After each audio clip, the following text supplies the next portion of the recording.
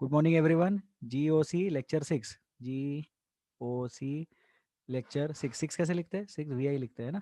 ठीक है। Anyways, last turn पे हम लोगों ने रेजोनेंस डिस्कस किया था। आज अपन फिर से रेजोनेंस डिस्कस करेंगे। आज का मेन आर्टिकल रेजोनेंस से रहेगा। डिफरेंट टाइप्स ऑफ रेजोनेंस हम लोगों को स्टडी करना है। अगर आप लोगों को कभी भी कोई डाउट है तो आप हाथ उठा के डिफिकल्टी पूछ सकते हैं। अनम्यूट करने का ऑप्शन आपको एनेबल किया हुआ है। एक सेकेंड दो मुझे। ठीक है, तो पहला कैटेगरी क्या था अपना? पहला कैटेगरी था पाई पाई रेजोनेंस। पाई पाई रेजोनेंस सबको समझ में आ गया था? नहीं समझ में आया तो एक बार रिकॉर्डिंग देखना। व्हाट्सएप पे आप लोग डिफिकल्टी पूछ सकते हैं। हाँ, व्हाट्सएप पे डिफिकल्टीज पूछो और मैं आराम से रिप्लाई करूंगा। 1-2 दिन लगते हैं, कभी कभी 24 आवर्स लगते हैं रिप्लाई करने में, तो थोड़ा पेशेंस रखने का। Thank you so much. दूसरा कैटेगरी है पाई पॉजिटिव चार्ज। तो ये भी लास्ट टाइम पे अपन ने डिस्कस किया था। इसमें कंडीशंस भी डिस्कस की थी और थोड़े बहुत अपन ने स्टेबिलिटी के कंसेप्ट भी डिस्कस किए थे। याद करो, स्टेबिलिटी का कंसेप्ट क्या बताया था? अगर कार्बोकेटाइन 2 डिग्री पे है तो वो 1 डिग्री से ज़्यादा स्टेबल रहेगा, और कार्बन आयन 1 डिग्री पे है तो वो 2 डिग्री वाले कार्बन आयन से ज्यादा स्टेबल रहेगा। तो वैसे अपन क्या करते हैं, स्टेबिलिटी ऑफ रेजोनेटिंग स्ट्रक्चर्स भी डिस्कस करते हैं। तो थोड़ा सा अपन ने एक इंट्रोडक्शन बेसिस डिस्कस कर लिया है। स्टेबिलिटी ऑफ आरएस का एक ये कंसेप्ट होता है, स्टेबिलिटी ऑफ रेजोनेटिंग स्ट्रक्चर। इसका एक हल्का सा इंट्रोडक्शन टाइप अपन ने डिस्कस किया है। फ्यूचर में अपन पूरा टॉपिक डिस्कस करने ही वाले हैं, पूरा आर्टिकल करेंगे डिस्कस। ठीक है। अब आज का थर्ड आर्टिकल है अपना। थर्ड आर्टिकल है पाई निगेटिव चार्ज रेजोनेंस। पाई निगेटिव चार्ज, पाई कार्बन आयन रेजोनेंस। ठीक है, तो इसका एक सिंपल सा एग्जांपल देख लो यहाँ पे। ये स्ट्रक्चर है, इसका एक रेजोनेटिंग स्ट्रक्चर बनेगा। कैसे बनेगा इसका रेजोनेटिंग स्ट्रक्चर? अब देखो, ये निगेटिव इधर जाएगा और ये इधर जाएगा, तो फिर उससे क्या बनेगा resonating structure? C minus C double bond C। ठीक है। पॉजिटिव वाले में क्या हो रहा था? पॉजिटिव वाले में अलग चीज हो रही थी। ये पॉजिटिव, ये ऐसा, फिर वो क्या बन रहा था? ऐसा बन रहा था। तो सोचो, पॉजिटिव वाले में क्या हो रहा था? इलेक्ट्रॉन डेंसिटी पाई बॉन्ड से पॉजिटिव जा रही थी। दिख रहा है? ये डायरेक्शन है इलेक्ट्रॉन डेंसिटी का। यहाँ क्या हो रहा है? ये डायरेक्शन है इलेक्ट्रॉन डेंसिटी का मूव करने का, राइट? तो हमें समझ में क्या आता है? हमें समझ में आता है कि electrons move from high electron density to low electron density. Sorry, electrons का मूवमेंट कैसा होता है? हाई इलेक्ट्रॉन डेंसिटी से लो इलेक्ट्रॉन डेंसिटी की तरफ होता है। तो निगेटिव चार्ज पाई बॉन्ड बनाएगा और ये पाई बॉन्ड निगेटिव चार्ज करके अक्यूमुलेट होएगा। यहाँ पे निगेटिव चार्ज एक्यूमुलेट हो रहा है। पाई बॉन्ड ब्रेक होके निगेटिव चार्ज कार्बन आयन में कन्वर्ट हो गया, और इधर का जो निगेटिव चार्ज है वो निगेटिव चार्ज पाई बॉन्ड में कन्वर्ट हो गया। याद करो, लास्ट टाइम पे बताया था इलेक्ट्रॉन डेंसिटी, अगर इलेक्ट्रॉन डेंसिटी गोइंग है, इलेक्ट्रॉन डेंसिटी जा रही है, तो उस केस में क्या होता है? निगेटिव वाला बनता है न्यूट्रल और न्यूट्रल वाला बनता है पॉजिटिव। और अगर इलेक्ट्रॉन डेंसिटी कमिंग है, इलेक्ट्रॉन डेंसिटी आ रही है, आने दो सर, तो ये पॉजिटिव बन जाएगा न्यूट्रल और न्यूट्रल बन जाएगा निगेटिव। तो ये कंसेप्ट लास्ट टर्न पे पढ़ाया था। मैं चाहता हूँ कि जनता ये कंसेप्ट को आज फिर से लिखे। ये जो ब्लू कलर का ऐसे स्ट्रक्चर में बनाया कंसेप्ट, इसको लिखे। इलेक्ट्रॉन डेंसिटी अगर गोइंग है तो निगेटिव से बनेगा डॉट और डॉट से बनेगा पॉजिटिव। डॉट मतलब फ्री रेडिकल, न्यूट्रल वाला। और अगर इलेक्ट्रॉन डेंसिटी आ रही है तो पॉजिटिव वाला बनेगा न्यूट्रल और न्यूट्रल वाला बनेगा निगेटिव। इसको लिख ले और ये वाला लिख लो, और कोई डाउट है तो पूछ लो।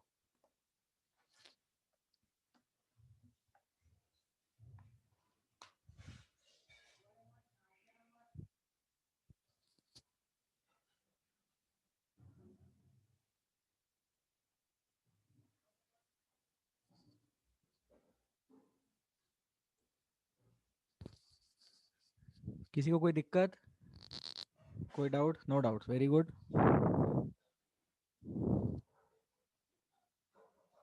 चलिए अपन आगे।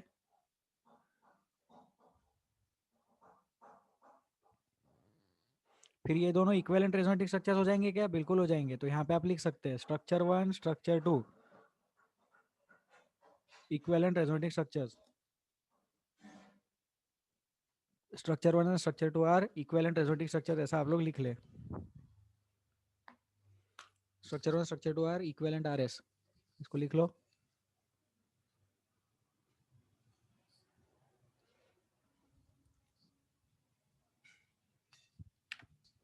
चले आगे, अपन आगे डिस्कस करें।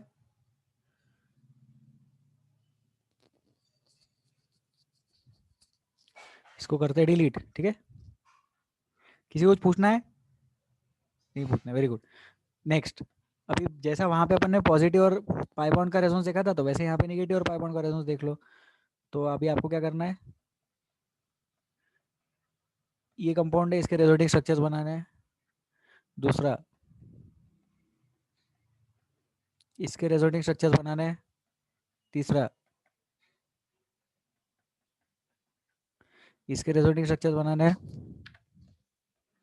चौथा, इसके रेजोनेटिक स्ट्रक्चर्स बनाने हैं। तो ये 4 क्वेश्चन लिखो, इसको ट्राई करो।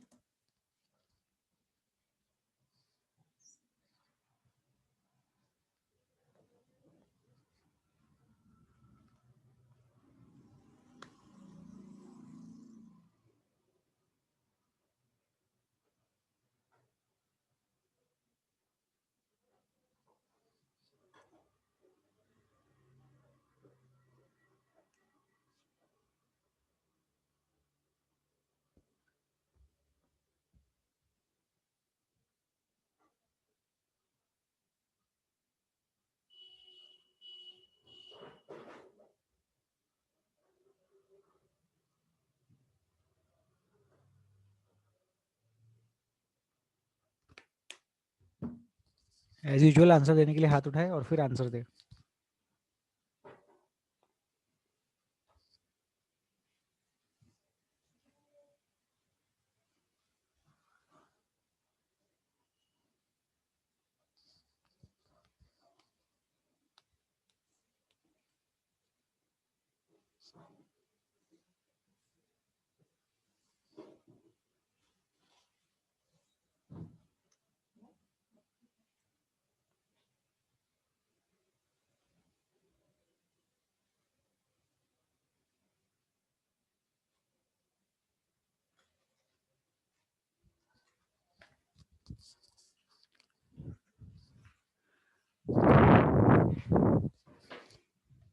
चलो भाई आंसर दो भाई, जल्दी करे।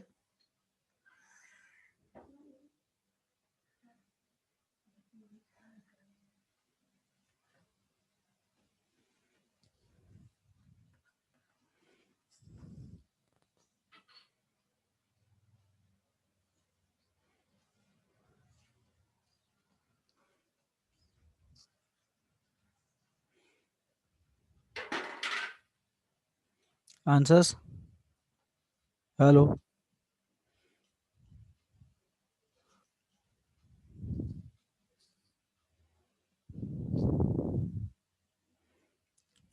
ठीक है, फर्स्ट क्वेश्चन कितनों का हो गया यार? प्लीज ऐसा मत करो, बताओ कि आप ये तो बता, चलो ये बता दो, आवाज तो आ रही है? Raise your hands if you can hear me. ठीक है, लोअर योर हैंड्स। ओके, सब लोग हाथ नीचे कर लो। एक बार सब लोग हाथ नीचे कर लो। हाँ, अब जिनको आंसर देना है फर्स्ट क्वेश्चन का वो हाथ उठाए प्लीज। ठीक है, Virti Mehta unmute. Yes sir. Sir पहले नेगेटिव हाँ, वाला एक सेकंड कार्बन एक सेकंड एक सेकंड, वो ना कार्बन आयन। 1 सेकंड, वो मेरी गलती हो गई, मैं नंबरिंग करना चाहिए था। हाँ, अब बताइए आप, अब हेल्प करो। हाँ, पहले कार्बन आयन किस पे, कौन से नंबर पे? फर्स्ट नंबर पे। अच्छा, पहले 1 नंबर पे कार्बन आयन बना दो, ठीक है। फिर फिर सिंगल बॉन्डेड कार्बन, फिर डबल बॉन्डेड कार्बन, हम्म फिर सिंगल बॉन्डेड कार्बन, फिर डबल बॉन्डेड कार्बन लास्ट में। बराबर, ये हो गया एक रेजोनेटिक स्ट्रक्चर। और कोई बन रहा है इसमें?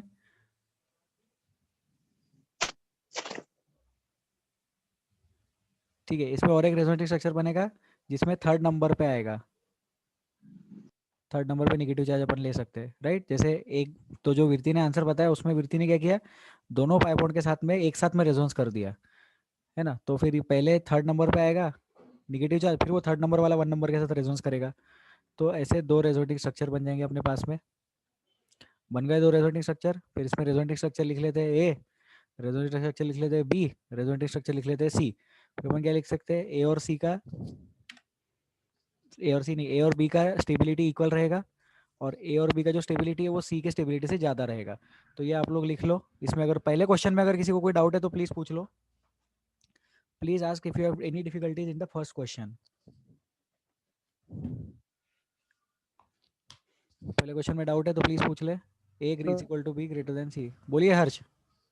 सर वो हमने जो दूसरी कंडीशन ली उसमें सी पे निगेटिव चार्ज है, क्योंकि उसने एक ये बॉन्ड दिया, लेकिन वो आखिरी वाले सी पे जो निगेटिव चार्ज है वो क्यों चला गया सर? हाँ वो बॉन्ड इधर गया ना, मतलब अच्छा एक सेकंड, ये ना ये गलत एरो बना दिया मैंने, अरे यार ये ऐसा एरो रहना चाहिए था, ये ऐसा और फिर ये ऐसा, तो जो निगेटिव था वो इधर चला गया और फिर ये 3 पे आ गया, तो ये जब ये जो रेड कलर में दिख रहा है उसके जैसे ये सी वाला बना, और फिर ये सी वाले में और आगे चलाएंगे तो वो बी वाला बनेगा। हाँ सही है, ठीक है, okay, thank you Harsh. Yes वो एरो का डायरेक्शन ध्यान देना, अभी मेरे एरो के डायरेक्शन में गलती हो गई थी। एरो का डायरेक्शन क्या रहता है, high electron density to low electron density, electron density negative की ज़्यादा, पाई बॉन्ड की कम, पॉजिटिव की उससे भी कम हो जाएगा ये। ठीक है, फर्स्ट क्वेश्चन में किसी को कोई डाउट तो प्लीज़ पूछ लो। ठीक है, बहुत बढ़िया, सेकंड क्वेश्चन ट्राई करें, सेकंड क्वेश्चन का आंसर देने के लिए हाथ उठाए, please raise your hands to give answer to the second question.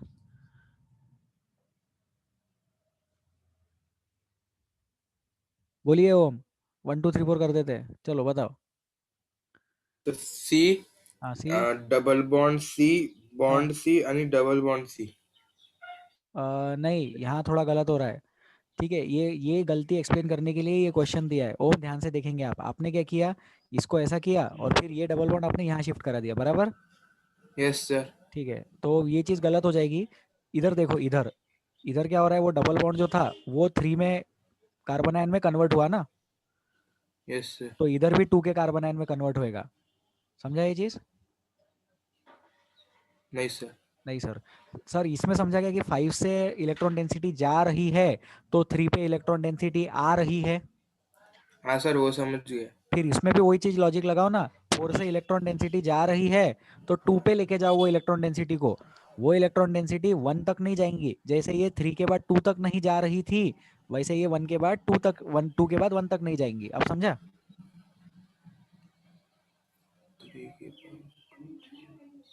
एक बार फिर हाँ से, हाँ सर समझ गया आप सर। समझ गया, वेरी गुड। क्या करने का अभी यार, ये ना क्लास में पढ़ाने में बहुत मजा आता है, वो बोर्ड पे क्या करते हैं ऐसा 1 और 2 के ऊपर हाथ रख देते हैं, फिर वो अब जैसे इतना आप लोग इमेजिन करो कि है ही नहीं, फिर अगर ये है ही नहीं तो जैसे ये 3 पे खत्म होने वाला है तो वैसे इसको भी 2 पे ही खत्म करा दो, 1 तक सोचो ही मत। जस्ट बिकॉज 1 पे कार्बन है तो वहां डबल बॉन्ड लगाओगे, ऐसा लॉजिक नहीं होता। 1 पे अगर हाइड्रोजन रहता था, जैसे 2 के डायरेक्टली बॉन्डेड हाइड्रोजन रहता था तो वहां तो डबल बॉन्ड नहीं लगाते थे। ओम समझा, यस सर समझ गया। वेरी गुड, अच्छा डाउट था, अच्छा डिफिकल्टी था, गलत आंसर की वजह से अपने कंसेप्ट क्लियर होते हैं। आपने खुद को म्यूट कर दिया, थैंक यू सो मच, हाथ नीचे कर लो। फिर इसमें अपन एक और पॉइंट लिख सकते हैं, क्या लिख सकते हैं, in resonating structures charge must be conserved. Resonating structures में चार्ज जो होता है ना वो चार्ज कंजर्व्ड होता है, तो आप लोग लिख ले, in resonating structures charge is conserved, तो ये नहीं होगा क्योंकि ये तो न्यूट्रल बन गया ना, ये निगेटिव चार्ज है, जो क्वेश्चन वाला कंपाउंड है उसमें एक निगेटिव चार्ज दिख रहा है मेरे को, और जो आंसर वाला कंपाउंड है जो ओम ने बताया वो तो न्यूट्रल दिख रहा है, तो किसी एक न्यूट्रल का, एक चार्ज वाली स्पीशी या किसी एक चार्ज वाली स्पीशी का एक न्यूट्रल स्पीशी रेजोनेटिंग स्ट्रक्चर नहीं हो सकता। आप लोग वहां पे पॉइंट लिखे,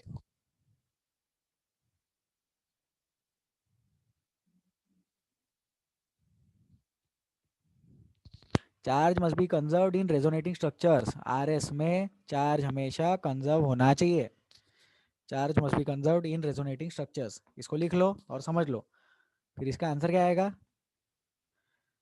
इसका आंसर मैं बनाता हूँ, चलो आदित्य बता दो, Aditya unmute.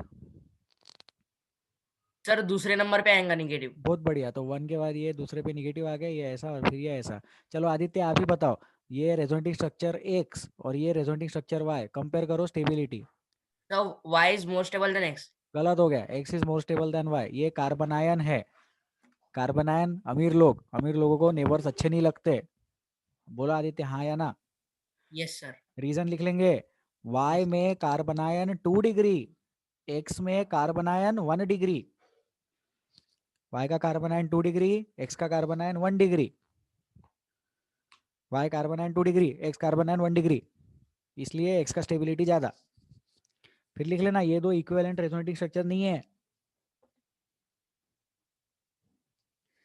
these two are not equivalent RS, these two are not equivalent resonating structures। ठीक है, लिख लिया ये चीज।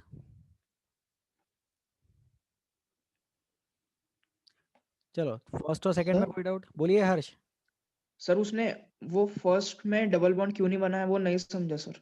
फर्स्ट में मतलब पहले वाले क्वेश्चन में, नहीं सेकंड क्वेश्चन में। सेकंड क्वेश्चन में 2 और 1 के बीच में डबल बॉन्ड क्यों नहीं बनाया?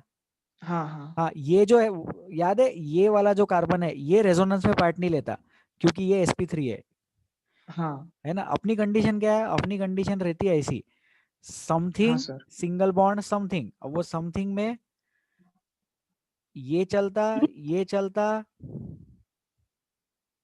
ये भी चलता, जो कुछ भी Yes. चलेगा वो डबल बॉन्ड के। हाँ, अभी जैसे ये सिंगल बॉन्ड के बाद और एक ऐसा कुछ रहता था यहाँ पे, तो वो रेजोनेंस करता था, समझा?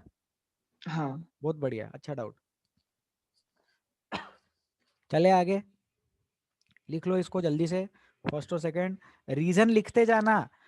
My sincere advice to everyone, please write everything in your notes. अगर अभी मिस हो जाता है तो बाद में रिकॉर्डिंग देख के वो वाला पॉइंट वहां पे कंटिन्यू कर लेना, 2-3 लाइन छोड़ देना बीच में। नोट्स में हर चीज लिखी हुई होनी चाहिए, हर पॉइंट का एक्सप्लेनेशन होना चाहिए वहां पे। चलो आगे बढ़ते हैं। तो थर्ड क्वेश्चन, अभी थर्ड क्वेश्चन में लिख लेना नो रेजोनेंस बिकॉज sp3 आ गया बीच में। No resonance out of the plane system. No resonance system not in conjugation, conjugation में नहीं है, पैरेलल नहीं है, आउट ऑफ द प्लेन है।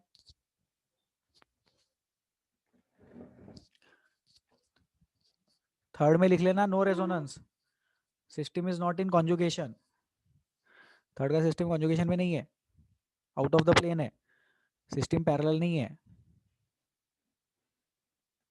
पैरेलल नहीं है। फोर्थ वाले में भी वही रीजन, पैरेलल नहीं है,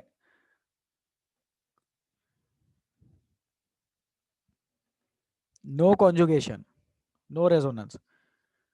फोर्थ वाले का भी reason, no conjugation, no resonance, system parallel नहीं है, system is not parallel, no conjugation, no resonance. जल्दी।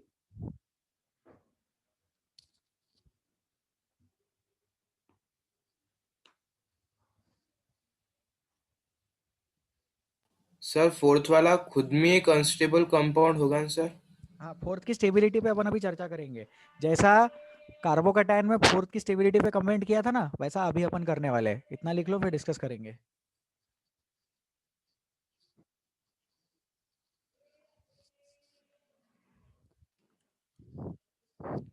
चलो लिख लिया क्या? थर्ड तक कोई डाउट नहीं है? बहुत बढ़िया, करें इसको डिलीट। चलो Sir, बोलिए। please can you compare these four structures according to their stability? These four structures according to their stability cannot be compared। कैसा रहता है, दो चीजों के रेजोनेटिव स्ट्रक्चर्स को ही कंपेयर कर सकते एक साथ में। हम ये नहीं बोल सकते कि थर्ड और फोर्थ को कंपेयर करके बताओ। अगर चलो बोल भी देंगे तो फोर्थ वाला ज्यादा स्टेबल है, रीजन बाद में बताऊंगा, ठीक है? Okay, sir. बट जनरली कैसा रहता है, एटलीस्ट अभी आगे 1-1.5 महीने तक हम लोगों को दो रेजोनेटिंग स्ट्रक्चर्स को कंपेयर करना है। कंपाउंड का कंपैरिजन थोड़ा बाद में आएगा, 1.5-2 महीने के बाद आएगा, ठीक है? Yes, sir. ओके, चले आगे, डिलीट करें इसको। ठीक है, अब लास्ट टर्न पे क्या बताया था? लास्ट टर्न पे ऐसा बताया था, उसका रीजन क्या बताया था? sp2 इज मोर इलेक्ट्रोनेगेटिव, बताया था ये चीज, sp2 इज मोर इलेक्ट्रोनेगेटिव। अब यहाँ पे देखो क्या हो रहा है, ये ऐसा है तो इसमें उल्टा हो जाएगा, रीजन सेम है। सोचो अगर निगेटिव चार्ज है तो ज्यादा इलेक्ट्रोनेगेटिव पे रहेगा, तो ज्यादा अच्छी बात है ना।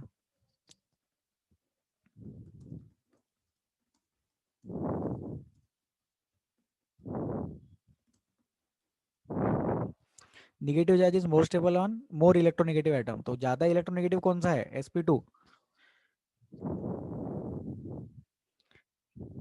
इधर लिखने का sp2, sp3 इधर लिखने का sp2, sp3, ठीक है? तो ओम समझ में आया क्या? अनम्यूट करो, रिप्लाई करो। यस सर, समझ में आ गया। ठीक है, बहुत बढ़िया। फिर ओम आपको ये भी समझ में आ गया होगा, फिर ये वाला और ज्यादा स्टेबल रहेगा, राइट?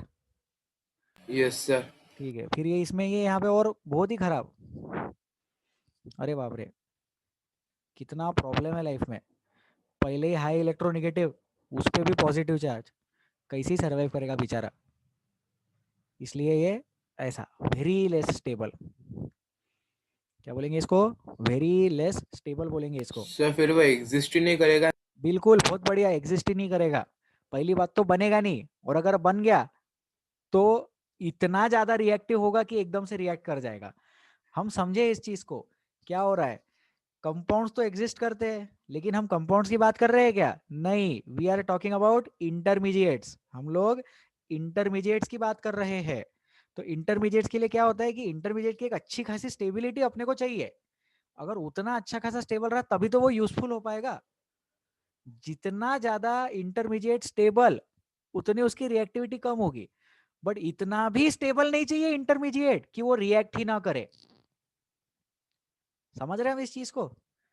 देखो अब जैसे क्या होता है कि छोटे बच्चों को अपन डराते है ना, फिर वो डर जाते, फिर वो अपना काम सुनते, फिर थोड़ा अपन और डराते, फिर वो और डर जाते, फिर थोड़ा और ज्यादा रिस्पेक्ट देते। छोटे बच्चे हैं, चौथी पांचवी के।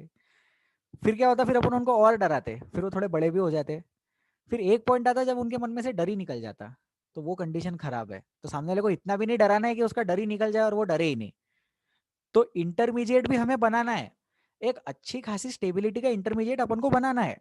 But at the same time उसकी स्टेबिलिटी इतनी भी ज्यादा नहीं रहनी चाहिए कि वो रिएक्ट करने से ही मना कर दे। And at the same time intermediate इतना भी अनस्टेबल नहीं होना चाहिए कि वो बने ही नहीं। सोच रहे हो इस चीज को, समझो।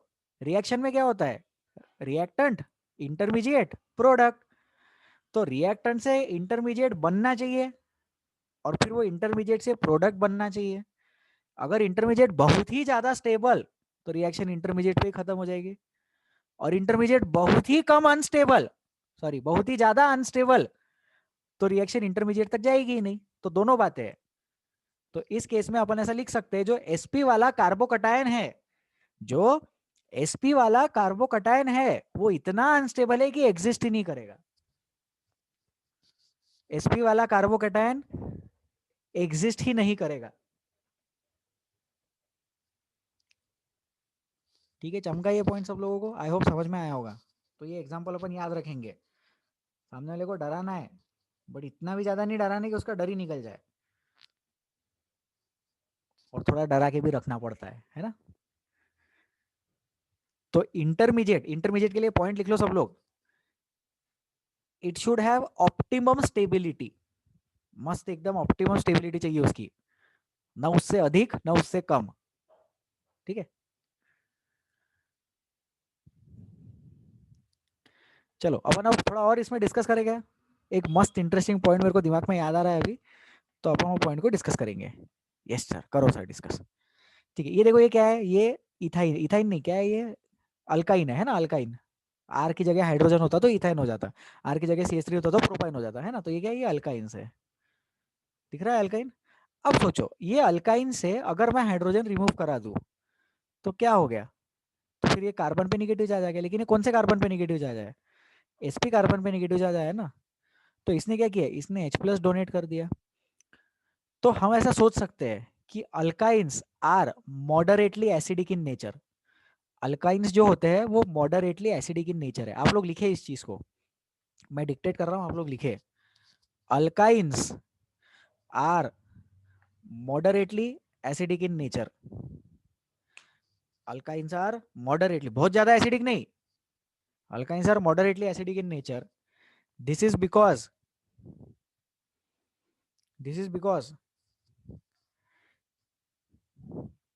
alkynes are moderately acidic in nature. This is because if H+ is removed from them, this is because if H+ is removed from them, this is because if H+ is removed from them, then negative charge is stable on sp carbon atom.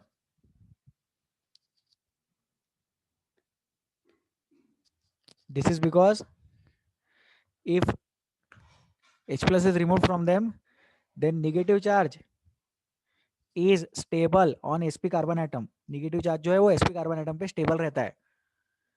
तो alkynes जो है वो moderately acidic है। और उसके नीचे लिखना alkanes and alkenes are not acidic. Alkanes and alkenes are not acidic. ठीक है, ये आप लिखो और मेरे को 1 सेकंड के लिए एक्सक्यूज करो.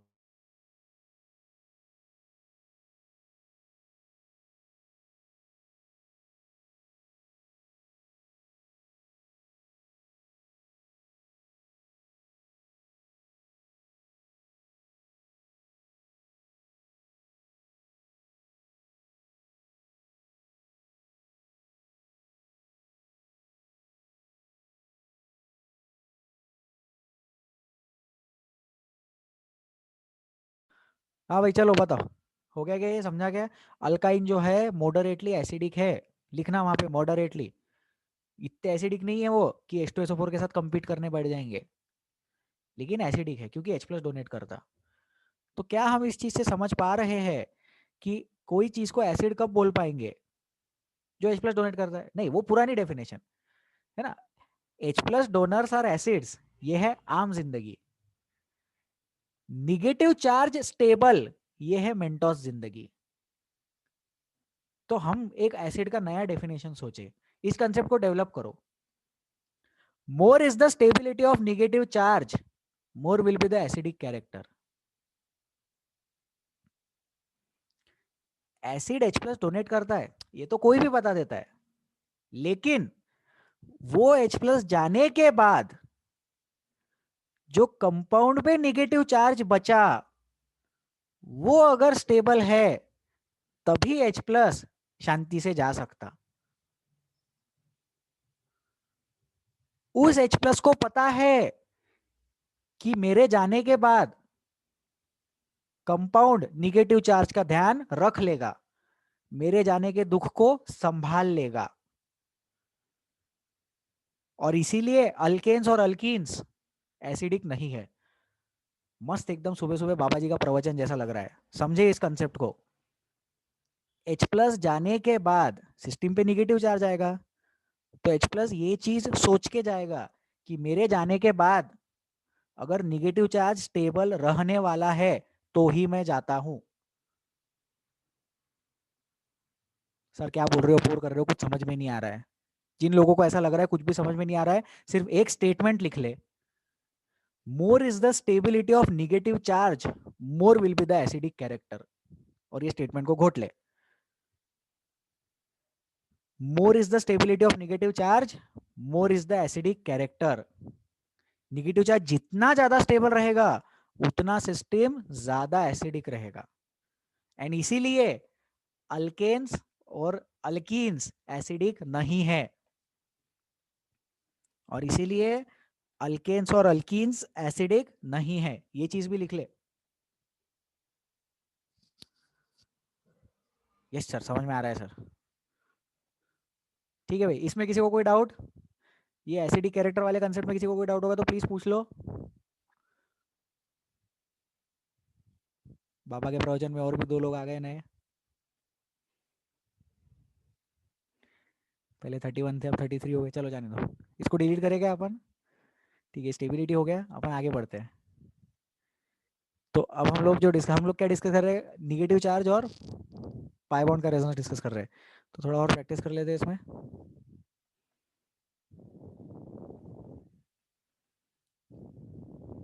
इसके रेजोनेटिंग स्ट्रक्चर्स बनाए. ये कंपाउंड 1, इसका रेजोनेटिंग स्ट्रक्चर बनाओ 2, और फिर उसका हाइब्रिड भी बनाना. कंपाउंड बनाए, उसका रेजोनेटिंग स्ट्रक्चर बनाए, एंड देन उसका हाइब्रिड बनाए.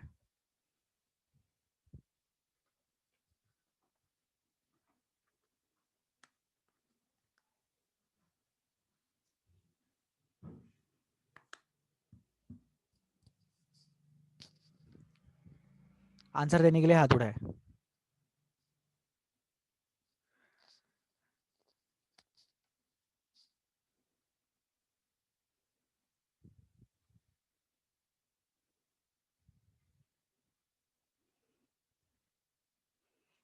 चलो जल्दी करो.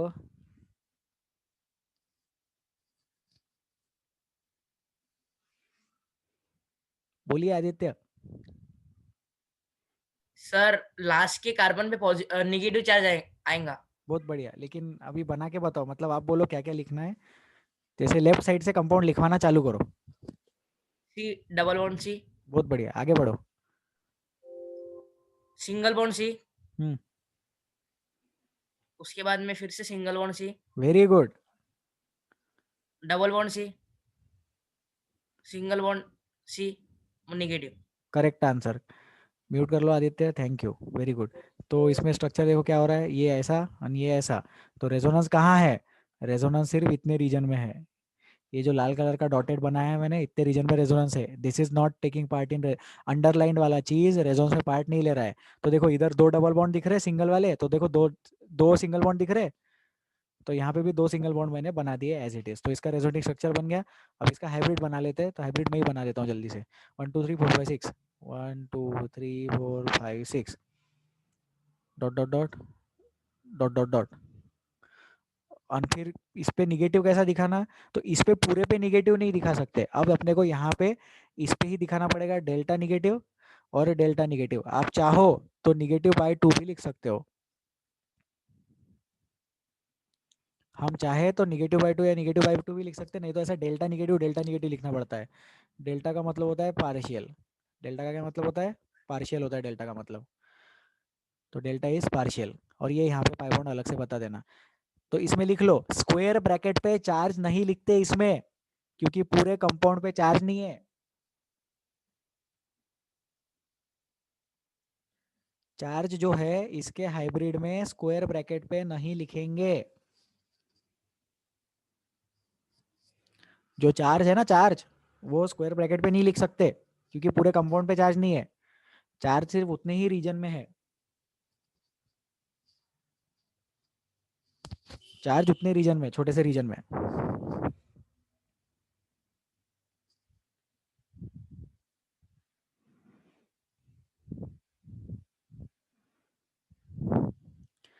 हो गया, चले आगे अपन।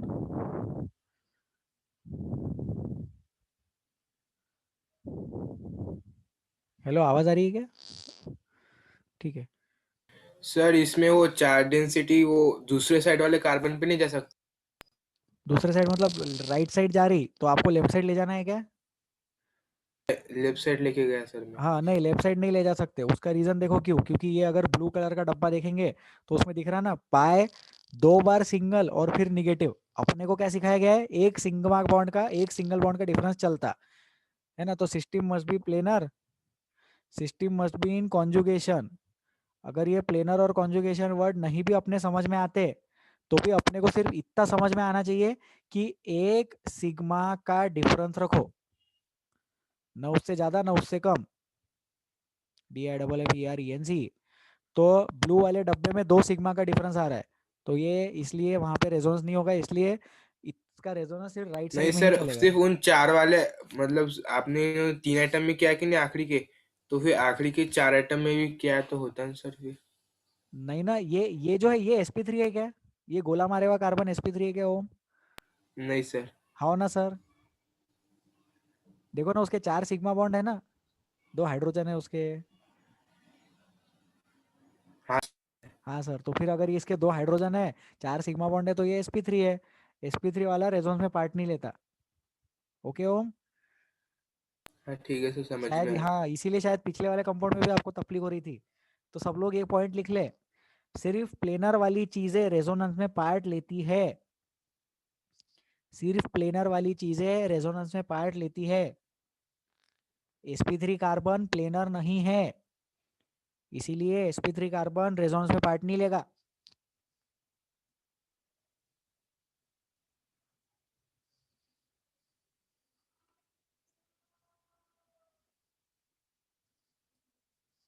सिर्फ प्लेनर वाली चीजें रेजोनेंस में पार्ट लेती है, sp3 कार्बन प्लेनर नहीं है, तो sp3 कार्बन रेजोनेंस में पार्ट नहीं लेता। लिख लो इसको अच्छे से।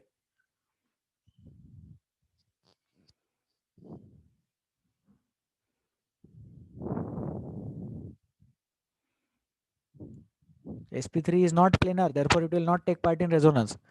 ठीक है, फिर इसके नीचे और एक पॉइंट लिख लो ऐसा ठिपका मार के, carbon ion is sp3 hybridized but while taking part in resonance it becomes sp। ये ना मैं लिखवा दे देता हूँ। हाँ सर, आप ही लिखवा दो, हमारे घर में आके हमारे नोटबुक में भी लिख दो।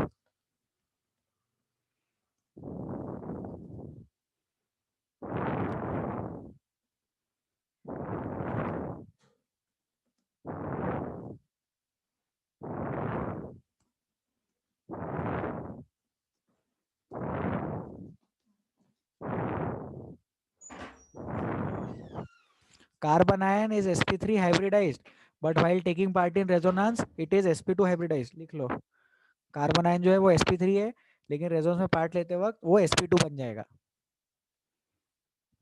लिख लो जल्दी जल्दी.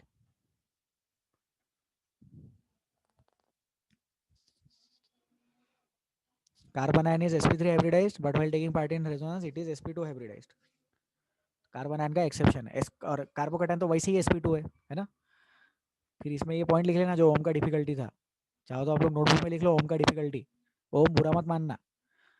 बीच वाला कार्बन एटम sp3 हाइब्रिडाइज्ड है तो sp3 हाइब्रिडाइज्ड वाला रेजोनेंस में पार्ट नहीं लेता क्योंकि वो प्लेनर नहीं है. सिर्फ प्लेनर चीजें रेजोनेंस में पार्ट ले सकती. सिर्फ प्लेनर चीजें रेजोनेंस में पार्ट ले सकती है.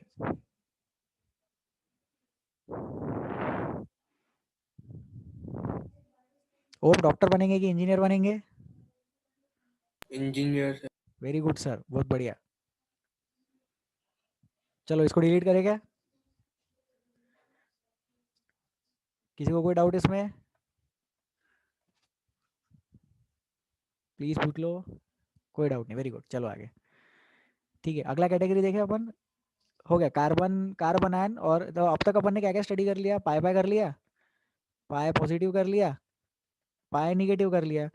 तीनों की कंडीशंस एक्सप्लेन कर दी, स्टेबिलिटी वगैरह भी बता दी मैंने. अब अपन चौथा कैटेगरी देखेंगे, पाई फ्री रेडिकल.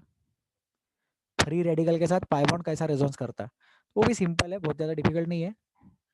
ये देखो ये ऐसा है और फिर ये डॉट है. तो डॉट क्या है? डॉट फ्री इलेक्ट्रॉन है, बराबर. तो इसमें अपन एक पॉइंट ऐसा लिख लेते हैं.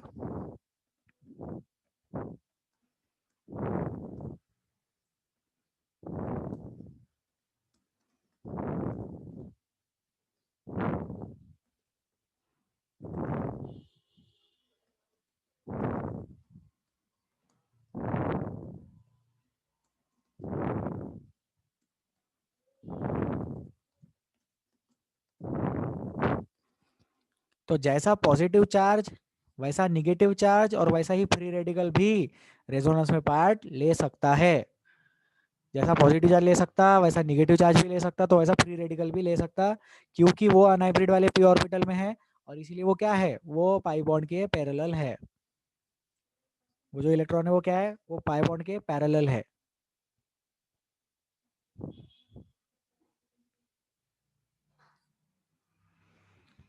तो इसका रेजोनेंस ट्राई करेंगे क्या?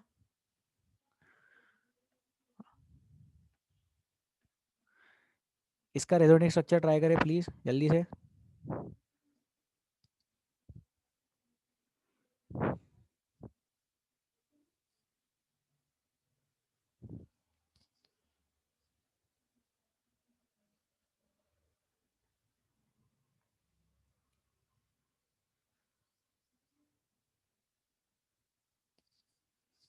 आंसर्स.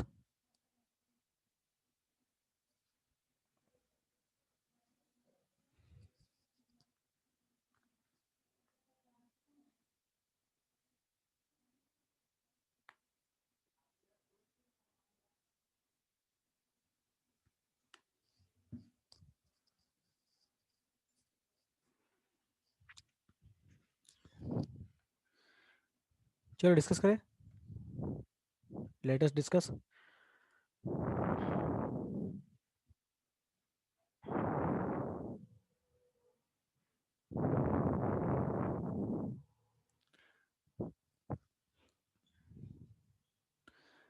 तो इसमें थोड़ा सा इंटरेस्टिंग कैसे आंसर बता देता हूँ मैं. यहाँ क्या करना है? ऐसा आधा एरो दिखाना, इसका आधा एरो इधर दिखाना और इसका बचा हुआ आधा एरो इधर दिखाना. तो सोचो एक चीज और लिख लो. अगर ऐसा ऐसा एरो है मतलब वो दो इलेक्ट्रॉन्स की बात कर रहा है, एक पेयर ऑफ इलेक्ट्रॉन्स की बात कर रहा है. होता है ना, पेयर ऑफ चप्पल म्हणजे दो चप्पल, सिंगल इलेक्ट्रॉन, आधा एरो सिंगल इलेक्ट्रॉन. वो ऐसा भी देखा होगा आप लोगों ने, वो ऐसे रहता है ना कुछ तो भी, उसमें भी ऐसा आधा एरो बताते कभी कभी. तो इसका रेजोनेटिक स्ट्रक्चर देख लो कैसा बनेगा ऐसा. तो ये दो रेजोनेटिक स्ट्रक्चर्स है. लिख लो these two are equivalent resonating structures. These two are equivalent resonating structures. Easy है ये.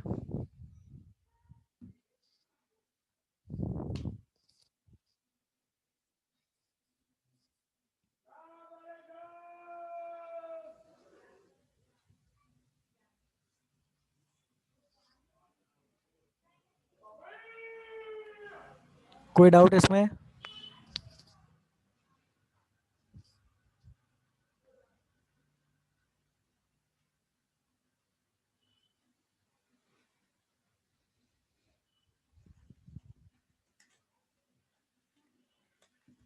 किसी को कुछ पूछना है प्लीज पूछ ले, प्लीज पूछ लो, कोई डाउट है तो।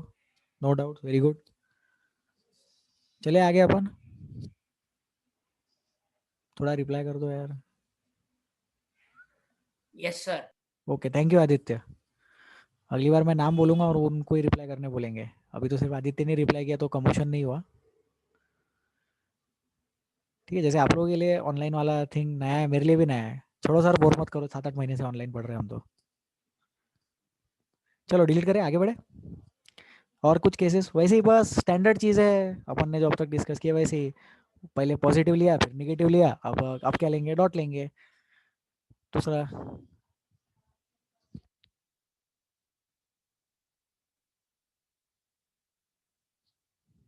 तीसरा, चौथा, वही चीज sir, no resonance, no resonance. इसका और इसका बना लो, पहले और दूसरे का रिजल्टिंग स्ट्रक्चर बना लो, ट्राई करो।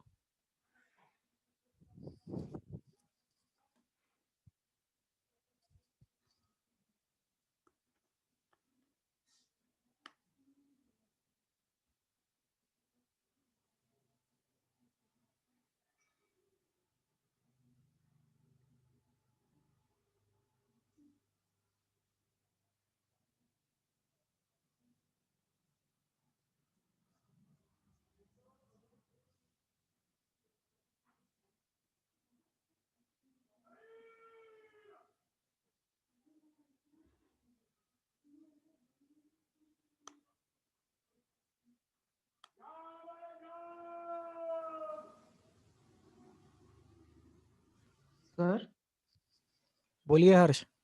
सर मुझे एक डाउट था, आपने हाँ बोला कि चार्ज इज कंजर्व्ड, तो हाँ, अगर एक पॉजिटिव चार्ज रहा और एक निगेटिव चार्ज रहा एक ही कंपाउंड में, तो वो कैंसिल तो हो नहीं सकते ना सर, तो वो दो ऐसे कंसिडर हो गए ना?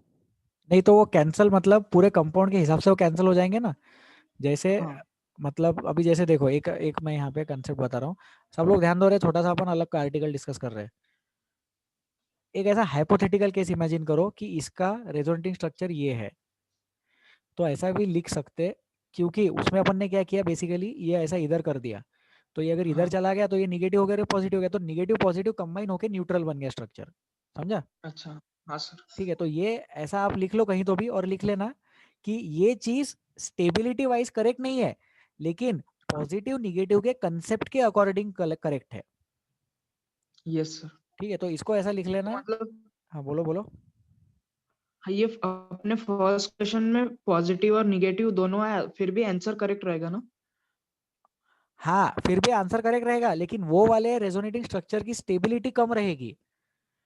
मतलब हाँ। है ना, मतलब आंसर्स लिख सकते हैं अपन वैसे। अपन ने जैसे कन्फर्मर में देखा था ना, हंड्रेड्स ऑफ कन्फर्मर्स हो सकते हैं, तो वैसे hundreds of resonating yes. Structure भी हो सकते हैं, लेकिन अपन प्रोमिनेंट वाले लेते हैं। तो जो प्रोमिनेंट वाले लेते हैं उसमें ऐसे वाली चीजें नहीं लेते। Yes sir. ठीक है, बट वो बनता है, मतलब कंसेप्चुअली करेक्ट है according to the concept of positive and negative charge. समझा हर्ष? हाँ सर। ठीक है, अब जैसे ये दूसरा वाला केस देख लो, ठीक है म्यूट कर लो। दूसरा वाला केस है, तो ये होमो वाला केस है। जैसे होमोलिटिक बॉन्ड क्लीवेज और हेट्रोलिटिक बॉन्ड क्लीवेज बताया था ना, तो अगर पाई बॉन्ड को मैं होमोलिटिकली ब्रेक करने का सोचूं, तो वो डॉट डॉट में कन्वर्ट होएगा। वो चीज हम यहाँ पे देख रहे हैं फ्री रेडिकल के केस में। और हेट्रो में अगर ब्रेक करना है तो किसी एक पे जाएगा निगेटिव आएगा, दूसरे पे जिससे जा रहा है उस पे पॉजिटिव, और जिस पे आ रहा है उस पे निगेटिव। ठीक है, तो ये ऐसा अलग से बाजू में छोटा सा बॉक्स करके लिख लेना, hetero bond cleavage of the pi bond and homo bond cleavage of the pi bond लिख ले।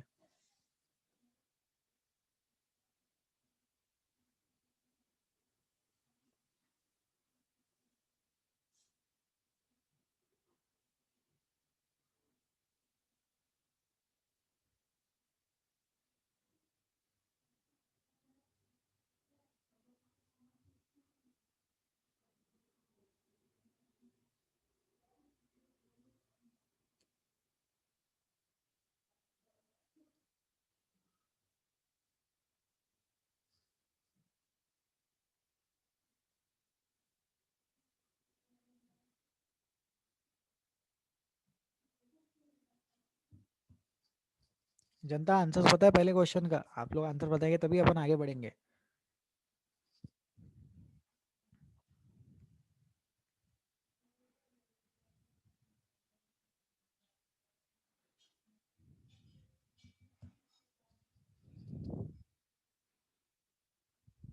ठीक है, कोई आंसर नहीं दे रहा है। वीरती मेहता आप दे दीजिए, अनम्यूट। Yes sir. सब पहले सी डबल बॉन्ड सी, फिर सिंगल बॉन्डेड सी, और थर्ड नंबर वाले कार्बन पे रेडिकल मतलब फ्री रेडिकल वो। डॉट, हाँ हाँ, और फिर सिंगल बॉन्ड सी और double bond C. Correct answer. और कोई बनेगा इसका तो और एक बन जाएगा, है ना? हाँ, और एक बनेगा उसमें पहले फर्स्ट नंबर वाले पे ही डॉट, और फिर single bond C, double bond C, single bond C, double bond C. Correct answer लिख लो। और इसका फिर हाइब्रिड भी बना लेना, म्यूट कर लो। Thank you Virti, correct answer. तो ये 3 रेजोनेटिंग स्ट्रक्चर्स बनेंगे इसके, RS1, RS2 और RS3। फिर वही कॉमन वाला कंसेप्ट मेरा क्वेश्चन मेरा, ए बी और सी, ए और सी का स्टेबिलिटी इक्वल और बी का स्टेबिलिटी ज़्यादा। क्यों सर बी का स्टेबिलिटी ज़्यादा क्यों? क्योंकि 2 डिग्री वाला फ्री रेडिकल 1 डिग्री वाले फ्री रेडिकल से ज़्यादा स्टेबल है। बी का स्टेबिलिटी ए और सी के स्टेबिलिटी से ज़्यादा, क्योंकि 2 डिग्री वाला फ्री रेडिकल 1 डिग्री वाले फ्री रेडिकल से ज़्यादा स्टेबल रहता है।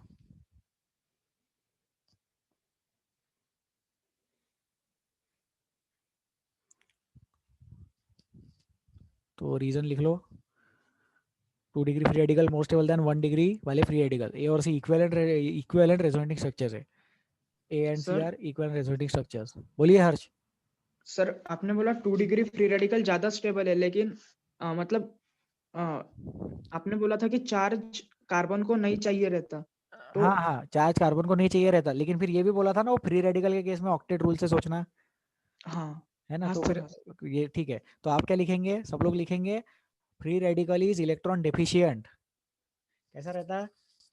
जब पैसे नहीं रहते तब पैसे चाहिए रहते, जब ठीक ठाक अमाउंट में पैसे रहते तब और पैसे चाहिए रहते, फिर जब बहुत सारे पैसे आते तब समझता अरे बाप रे इतने सारे पैसे का क्या करें। तो जब तक बिल्कुल ही नहीं है इलेक्ट्रॉन्स मतलब पॉजिटिव चार्ज, फिर तो इलेक्ट्रॉन डेफिशिएंट है ही। जब तक निगेटिव चार्ज है कार्बन आयन, तो फिर तो इलेक्ट्रॉन रिच है ही। लेकिन अगर फ्री रेडिकल जिसके पास खुद का इलेक्ट्रॉन है ना चार्ज के अकॉर्डिंग न्यूट्रल, शांति से रहना ना उसने, लेकिन नहीं, उसको ऑक्टेट कंप्लीट करना है।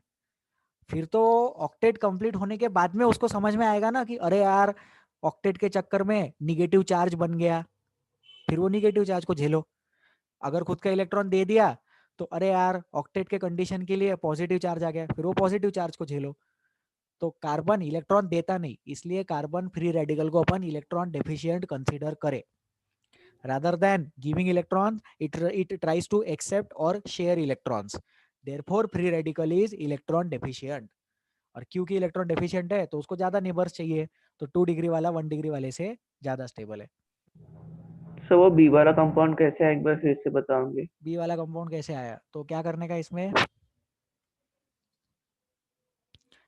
ये ए वाले कंपाउंड से ये जो इलेक्ट्रॉन है ये एक इलेक्ट्रॉन इधर लगाने का, फिर ये जो पाई बॉन्ड था वो पाई बॉन्ड को ऐसा होमोलिटिकली ब्रेक करना, ऐसा इमेजिन करना, और उसमें से एक इलेक्ट्रॉन यहाँ जाएगा और ये एक इलेक्ट्रॉन ये कार्बन पे चढ़ जाएगा। ये चढ़ गया कार्बन पे, तो ये जो कार्बन है 3rd नंबर का, ये कार्बन है 3rd नंबर का, ये वाले को हाथ नहीं लगाया, ये वाले को हाथ नहीं लगाया, यहाँ का बॉन्ड नया बना, वो दिख रहा है यहाँ पे। और जो पूरे सी वाले कंपाउंड में वो जो इसमें नहीं किया वो भी उसमें करके रेजोनेंस बनाया। बस बराबर। तो ए से बी में जाने के लिए, ए से बी में जाने के लिए अपन ने ब्लू कलर के बॉक्स में रेजोनेंस कराया, और बी से सी में जाने के लिए अपन ने ये लाइट ग्रीन कलर के बॉक्स में रेजोनेंस कराया। ठीक है? Yes sir. चाहे कंपाउंड कितना भी बड़ा क्यों ना हो, रेजोनेंस हमेशा 1 सिग्मा के डिफरेंस से चलाना, तो लाइफ में कभी प्रॉब्लम नहीं आएगा। चाहे कंपाउंड कितना भी बड़ा क्यों ना हो, रेजोनेंस अपन 1 सिग्मा के रिस्पेक्ट में चलाएंगे, फिर हो गया अपना काम। रेजोनेंस को 1 सिग्मा के रिस्पेक्ट में चलाना। तो पहले ब्लू डब्बे का रेजोनेंस, फिर हरे डब्बे का रेजोनेंस, सिंपल। हाँ सर अब समझ में आ रहा है सर थोड़ा थोड़ा। ठीक है, हो गया पहला। अब दूसरा, सेकंड कंपाउंड ये वाला, ये कंपाउंड का आंसर देंगे आदित्य। सर पहला वाला कार्बन पार्टिसिपेट नहीं करेगा, दूसरे में फ्री रेडिकल आएगा, बहुत बढ़िया, दूसरे में फ्री रेडिकल और बाद में डबल बॉन्ड, करेक्ट है। सिंगल बॉन्ड और डबल बॉन्ड से। बहुत सही, करेक्ट आंसर। चलो आदित्य लगे हाथ, यही बता दो स्टेबिलिटी, ये सेकंड और ये पहला कौन सा ज्यादा स्टेबल रहेगा। सर सेकेंड ज्यादा स्टेबल रहेगा। करेक्ट, सेकंड ज्यादा स्टेबल, रीजन लिख लेना, फ्री रेडिकल 2 डिग्री वाला ज्यादा स्टेबल। ठीक है आदित्य, म्यूट कर लो, सब लोग आंसर लिख लो। वही स्टैंडर्ड चीजें चल रही है, बार बार वही चीज रिपीट हो रही है, नया कुछ नहीं है। चले आगे अपन, चलो आगे। कोई डाउट यहाँ तक, मस्त समझ में आ रहा है। सर वो थर्ड और फोर्थ में रेजोनेंस क्यों नहीं हो रहा है, एक बार और बता दो। तो थर्ड वाले में sp3 है तो प्लेनरिटी चली गई, और फोर्थ वाले में भी वही प्रॉब्लम आ गया, प्लेनरिटी चली गई।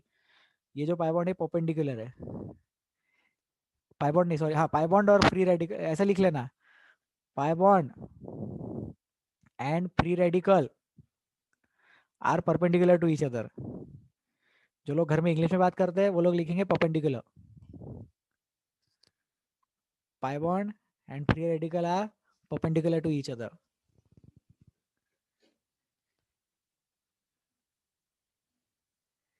ठीक है चले आगे।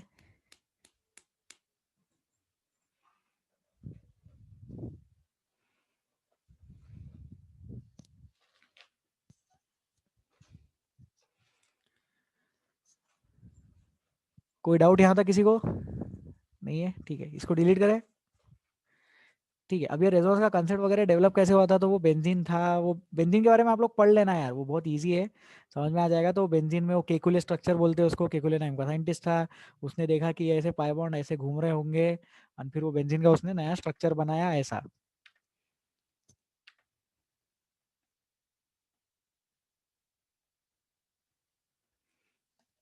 तो ये दोनों एक दूसरे के रेजोनेटिंग स्ट्रक्चर है, दोनों इक्विवेलेंट रेजोनेटिंग स्ट्रक्चर है, और फिर इसका हाइब्रिड कैसा बनता है ऐसा।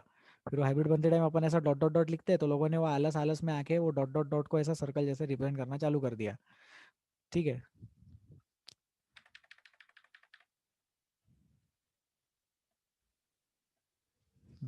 फिर इसमें एक पॉइंट,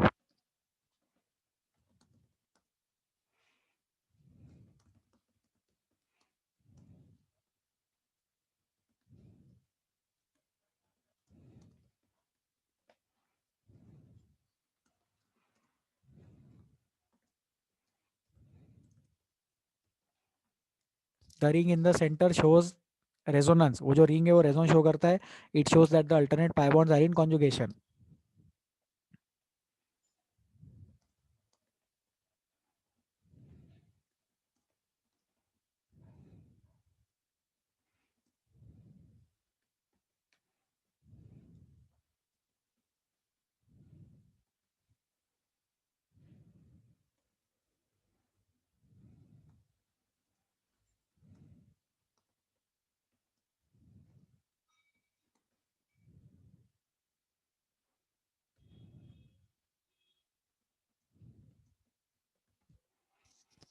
ये 2 पॉइंट्स लिख ले जल्दी से, प्रूफ ऑफ रेजोनेंस भी लिख लो, इसके बारे में पढ़ लेना, थोड़ा थ्योरी में मिल जाएगा आप लोगों को, पेज के मटेरियल में, सेफेंस के मटेरियल में मिल जाएगा, उसको रीड कर लेंगे बेंजीन के बारे में। तो ring in the centre shows resonance, it shows that alternate pi bonds are in conjugation. Alternate pi bonds है बेंजीन में, ऐसा अपन लिख सकते हैं C6H6, इसको केकुले स्ट्रक्चर बोलते हैं, केकुले नाम का साइंटिस्ट था। केकुले स्ट्रक्चर, केकुले नाम का साइंटिस्ट था, C6H6। फिर वो ऐसा भी बनाते हैं, हाइड्रोजन्स दिखाना अगर है तो।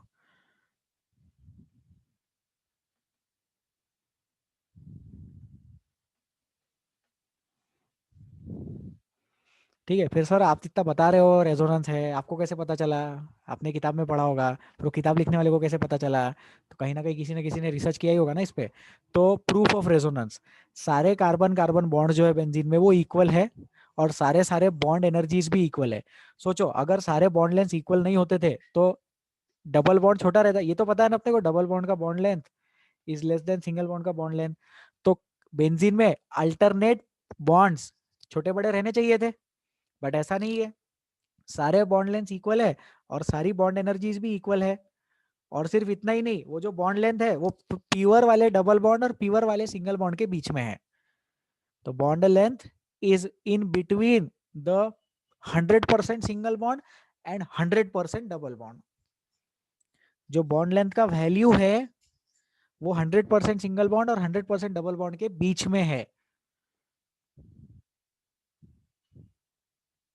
तो इसलिए अपन बोलते हैं कि रेजोनेंस कांसेप्ट वाकई में एग्जिस्ट करता है। All CC bond lengths in benzene are equal and all bond energies are equal. ठीक है, तो यहाँ पे अपना रेजोनेंस का टाइप्स ऑफ रेजोनेंस हो गया।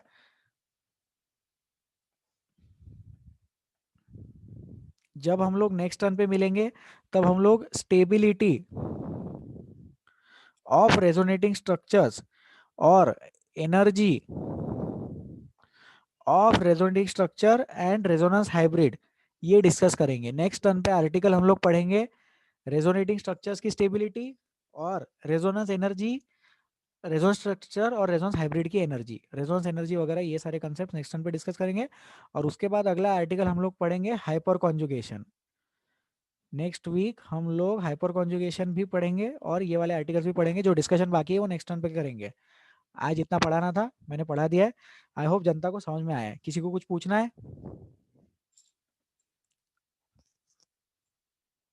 प्लीज पूछ लो, कोई डाउट होगा तो। ये बेंजीन वाला कंसेप्ट समझा, शॉर्ट में बताया मैंने। वो बीच का जो गोला लिखते हैं वो रेजोनेंस रहता है, इसलिए ऐसा गोला लिखते हैं। It shows alternate pi bonds are in conjugation. फिर वो प्रूफ ऑफ रेजोनेंस भी बता दिया। तो ये प्रूफ ऑफ रेजोनेंस सिर्फ बेंजीन के लिए नहीं है, सारे ही कंपाउंड्स के लिए है। जिस भी कंपाउंड में रेजोनेंस होता है उन सारे कंपाउंड में प्रूफ ऑफ रेजोनेंस वैलिड है। ठीक है, किसी को पूछना है यहाँ पे? Any doubts, any difficulties, any concerns? ठीक है, क्वेश्चन सॉल्व करते रहे, पेज का मटेरियल सॉल्व करें, अपने असाइनमेंट सॉल्व करें, स्टडी मटेरियल सॉल्व करें, सेफ हैंड्स का बहुत सारे क्वेश्चंस ट्राई करें। आगे चल के हम लोग बहुत सारे कंसेप्ट डिस्कस करेंगे। जीओसी फिर से बता रहा हूँ, बहुत इंपॉर्टेंट टॉपिक है। वीकेंड पे इस हफ्ते के दौरान लेक्चर्स रिवाइज करें ऑनलाइन। और आज जो एक छोटा सा एसिडिक कैरेक्टर वाला कंसेप्ट पढ़ाया उसको भी याद रखना। और फ्यूचर में एक बार फिर से रिविजिट करेंगे अपन। कंसेप्ट क्या था? H+ जाने के बाद निगेटिव चार्ज ज्यादा स्टेबल रहेगा तो ही उसको अच्छा एसिड बोलेंगे। ठीक है, तो आम जिंदगी, मेंटल जिंदगी कंसेप्ट याद रखें। आज के लिए सफिशिएंट है। Thank you so much. Please take care of yourselves.